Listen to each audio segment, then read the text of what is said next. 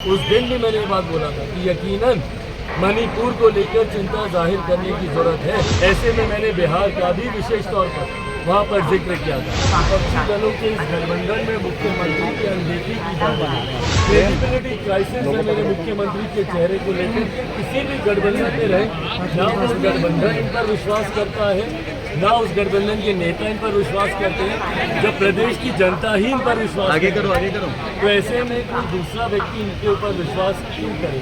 वो उसका कारण ही यही है कि मुख्यमंत्री मौजूदा गठबंधन में दबाव की राजनीति का इस्तेमाल करे। बार बार हम लोगों ने इस बात को कहा है कि एक बड़ा असंतोष जनता दल यूनाइटेड में है। ये मेरे मुख्यमंत्री नीतीश कुमार जी की पुरानी रणनीति का हिस्सा है। तो महागठबंधन के कार्यक्रमों को छोड़कर बार बार वो जाएंगे भाजपा के वरिष्ठ नेताओं को श्रद्धांजलि देने, ताकि राजद के ऊपर दबाव बनाया जा सके। नमस्कार, मेरा नाम अनूप नारायण सिंह है और आप बिहार टॉप के डिजिटल प्लेटफॉर्म को देखना शुरू कर चुके हैं। लोजपा रामविलास के राष्ट्रीय अध्यक्ष और जमुई के सांसद चिराग पासवान अब से थोड़ी देर पहले पटना पहुंचे हैं और पटना एयरपोर्ट पर उन्होंने पत्रकारों से बातचीत की है। पहले सुनिए क्या कुछ कह रहे हैं चिराग पासवान। प्रेम आगे करना यार, और आगे करने के लिए बोल रहे हैं। बस बस बस ऐसे ही रखो। मुझे नहीं पता क्या कविता उन्होंने पढ़ी है, मैंने सुनी नहीं है वो कविता और किसको उन्होंने डाली है, मुझे ये भी नहीं पता। बट जो लोग सबको साथ लेकर चलने की बात करते हैं, राष्ट्रीय जनता दल में उन्हीं की पार्टी में इधर रहकर एक दूसरे के खिलाफ विवाद उत्पन्न होते रहे, ये दर्शाता है कि कम से कम महागठबंधन के घटक दलों के भीतर कम से कम सब कुछ नहीं करता था। मणिपुर की घटना को लेकर आज वो तमाम लोग खामोश बैठे हैं जो भारत ऊपर उठाओ प्रेम हल्का बस मणिपुर की घटना के ऊपर। और उस दिन मैंने सदन में भी इस बात को बोला था जब मणिपुर को लेकर चर्चा हो रही थी। उस दिन भी मैंने ये बात बोला था कि यकीनन मणिपुर को लेकर चिंता जाहिर करने की जरूरत है, पर ये चिंता हर उस राज्य में ऐसी हो रही घटनाओं को लेकर जाहिर करने की ज़रूरत है। ऐसे में मैंने बिहार का भी विशेष तौर पर वहाँ पर जिक्र किया था। वहाँ पर भले राष्ट्रीय जनता दल के लोग हों या जनता दल यूनाइटेड के राष्ट्रीय अध्यक्ष स्वयं किस तरीके से गला फाड़ फाड़ कर मणिपुर की घटना पर ललन जी बोल रहे थे, और आज जब उन्हीं के राज्य में उन्हीं की सरकार की नाक के नीचे ऐसी घटना को अंजाम दिया जाता है तो ये तमाम दल के नेता खामोश हैं। ये सवाल पूरे तथाकथित विपक्षी दलों के गठबंधन जो इंडिया के नाम से इन्होंने जो एक गठबंधन बनाया है, सबसे ये सवाल उठता है कि भैया बिहार की घटना पे ये लोग खामोश क्यों हो जाते हैं? बिहार में आए दिन ऐसी घटनाएं हो रही हैं, उस पर ये लोग खामोश रहेंगे। पर जहाँ पर केंद्र की कोई सरकार होगी या इंडिया की कोई सरकार होगी तो वहाँ पर ये लोग आवाज़ उठाएंगे। ये सेलेक्टिव क्रिटिसिज्म, ये इनकी दोहरी नीति को दर्शाता है। जहाँ पे अपनी सरकार होगी, राजस्थान में ये लोग खामोश हो जाएंगे, बिहार में ये लोग खामोश हो जाएंगे, पर दूसरे राज्यों में जहाँ पर इंडिया की सरकार होगी वहाँ पर ये लोग उसको मुद्दा बनाएंगे। ये दर्शाता है कि आप सेलेक्टिव क्रिटिसिज्म की नीति को आप अपना रहे हैं। अपने अपराधों को छुपाना और दूसरों के ऊपर हो हल्ला मचाना, ये दोहरी नीति है। एक सवाल है, जीतन रामाजी ने कहा है कि जमुई सीट से ये चुनाव ताकि राजद के ऊपर दबाव बनाया जा सके। ये मेरे मुख्यमंत्री की पुरानी रणनीति का हिस्सा रहा है, दबाव डालकर ज़्यादा से ज़्यादा लाभ। आज की तारीख में जिस तरीके से विपक्षी दलों के इस गठबंधन में मुख्यमंत्री की अनदेखी की जा रही है, बड़े बड़े सपने लेकर गए थे वो संयोजक बनेंगे, उस गठबंधन के नेता बनेंगे तो प्रधानमंत्री पद के चेहरे बनेंगे, और हकीकत ये है कि इस गठबंधन में इन्हें पूछा तक आज की तारीख में नहीं था। और ये इन्हीं के ही व्यक्तित्व की वजह से अविश्वास इतना है मुख्यमंत्री के व्यक्तित्व पर, इतना ज़्यादा क्रेडिबिलिटी क्राइसिस है मेरे मुख्यमंत्री के चेहरे को लेकर। किसी भी गठबंधन में रहे, ना उस गठबंधन इन पर विश्वास करता है, ना उस गठबंधन के नेता इन पर विश्वास करते हैं, जब प्रदेश की जनता ही इन पर विश्वास आगे करती करो है। आगे करो। तो ऐसे में कोई दूसरा व्यक्ति इनके ऊपर विश्वास क्यों करे? प्रेम इसी ऊपर कारण करो से सीधा, बस। ये बार बार दबाव की राजनीति का इस्तेमाल करते हैं। हाल फिलहाल के दिनों में जो भी चर्चाओं का दौर शुरू हुआ है वो उसका कारण ही यही है कि मुख्यमंत्री मौजूदा गठबंधन में दबाव की राजनीति का इस्तेमाल करते हैं। और जो लोग, जो सवाल आपने पूछा कि इनका स्वागत कर रहे हैं, यकीनन स्वागत करेंगे भैया। उन्हीं के कोटे से मंत्री बने हैं तो स्वागत तो उनका करना बनता ही है उनको। जेडीयू के पूर्व एमएलसी रणवीर नंदन ने आज पार्टी से इस्तीफा दे दिया है, कैसे देख रहे हैं? भाई ये तो अभी शुरुआत है, आने वाले दिनों में ये संख्या बहुत बढ़ने वाली है।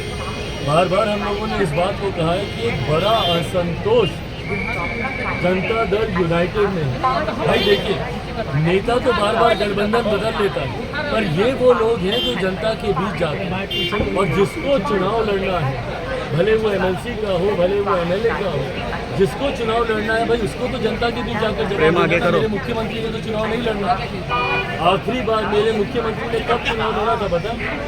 ना वो लोकसभा का चुनाव लड़ते हैं, ना वो विधानसभा का चुनाव लड़ते हैं। बैकडोर से वो बार बार एमएलसी बन कर अपने आप को नॉमिनेट कर वो मुख्यमंत्री के पद पर बैठे हुए हैं। तो इनको तो जनता के बीच जाना नहीं है, पर जिन लोगों को जनता के बीच जाना है उनको तो ये जवाब देना है ना कि भैया बार बार क्यों मुख्यमंत्री कुमार जी पाला बदलने का काम करते हैं, गठबंधन बदलने का काम करते हैं। तो ऐसे में हर वो नेता जिसको जनता के बीच जाना है और जिसको इस बात का डर है कि जनता उनसे सवाल पूछेगी गठबंधनों को बार बार बदलने को लेकर, हर वो व्यक्ति आने वाले दिनों में चुनाव से पहले गठबंधन मुख्यमंत्री नीतीश कुमार जी की पार्टी जनता चर्चाएं हो रही है और आपके चाचा जी ने कह दिया है कि नीतीश कुमार का स्वागत है एनडीए में। भाई मुख्यमंत्री जिस तरीके की दबाव की राजनीति का इस्तेमाल करते हैं, ये यकीनन उसी का ही एक पक्ष है। दूसरों को डर दिखाकर मौजूदा गठबंधन से ज़्यादा लाभ लेना, ये मेरे मुख्यमंत्री नीतीश कुमार जी की पुरानी रणनीति का हिस्सा रहा।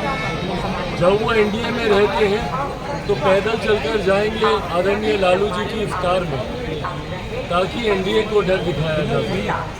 और जब वो महागठबंधन में रहते हैं तो महागठबंधन के कार्यक्रमों को छोड़कर बार बार वो जाएंगे भाजपा के वरिष्ठ नेताओं को श्रद्धांजलि देने, ताकि राजद के ऊपर दबाव बनाया जा सके।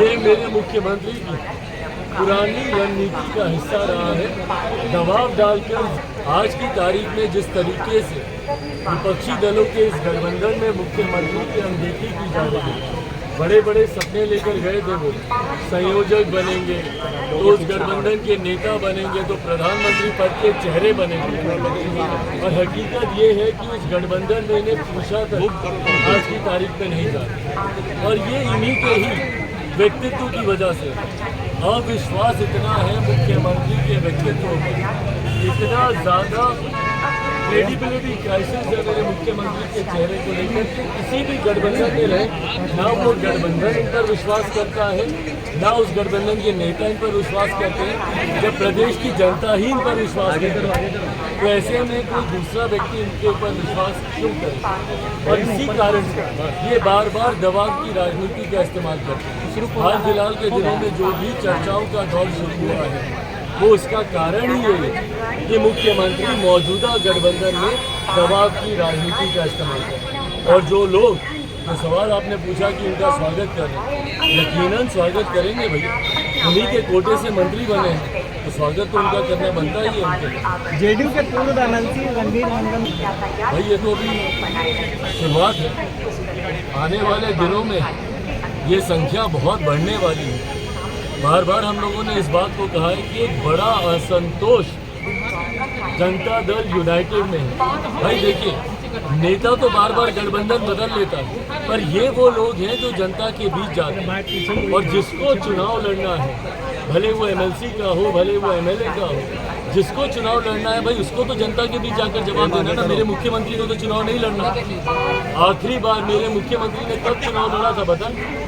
ना वो लोकसभा का चुनाव लड़ते हैं, ना वो विधानसभा का चुनाव लड़ते हैं। बैकडोर से वो बार बार एमएलसी बन कर अपने आप को नॉमिनेट कर वो मुख्यमंत्री के पद पर बैठे हुए हैं। तो इनको तो जनता के बीच जाना नहीं है, पर जिन लोगों को जनता के बीच जाना है उनको तो ये जवाब देना है ना कि भैया बार बार क्यों मुख्यमंत्री नीतीश कुमार जी पाला बदलने का काम करते हैं, गठबंधन बदलने का काम करते हैं। तो ऐसे में हर वो नेता जिसको जनता के बीच जाना है और जिसको इस बात का डर है कि जनता उनसे सवाल पूछेगी गठबंधनों को बार बार बदलने को लेकर, हर वो व्यक्ति आने वाले दिनों में चुनाव से पहले गठबंधन मुख्यमंत्री नीतीश कुमार जी की पार्टी जनता दल यूनाइटेड को छोड़कर अलग हो। तो आपने सुना चिराग पासवान मणिपुर में महिलाओं के उत्पीड़न वाले घटना का जिक्र करते हुए कह रहे हैं कि संसद में जब इस पर चर्चा हुई तो वे चाहते थे कि इस पर लंबी बहस हो और चर्चा हो महिला उत्पीड़न पर, लेकिन साथ ही साथ उन्होंने बिहार सरकार और खासकर मुख्यमंत्री नीतीश कुमार पर बड़ा हमला बोल दिया। उन्होंने हाल ही में खुसरूपुर में हुई घटना और बिहार में कानून व्यवस्था की बिगड़ती हुई स्थिति पर नीतीश कुमार को आईना ही नहीं दिखाया, कई सारे बड़े सवाल भी नीतीश कुमार पर दाग दिए। अब यह देखना खास होगा कि चिराग पासवान अगले 2-3 दिनों तक बिहार में हैं और बिहार की राजनीति गरमाई हुई है, तो किन किन विषयों को लेकर चिराग पासवान किसी बड़े जन आंदोलन की शुरुआत करते हैं। लेकिन जो सबसे बड़ा कार्यक्रम है 28 तारीख को पटना में लोजपा रामविलास बड़ा धरना देने जा रही है, जिसमें लोजपा अपनी ताकत पटना के सड़कों पर दिखाएगी। ऐसे ही खबरों के लिए जुड़े रहे बिहार टॉक से। यूट्यूब पर लाइक और सब्सक्राइब करें, बेल आइकन जरूर दबाएं। फेसबुक, ट्विटर और इंस्टा पर फॉलो करें। धन्यवाद।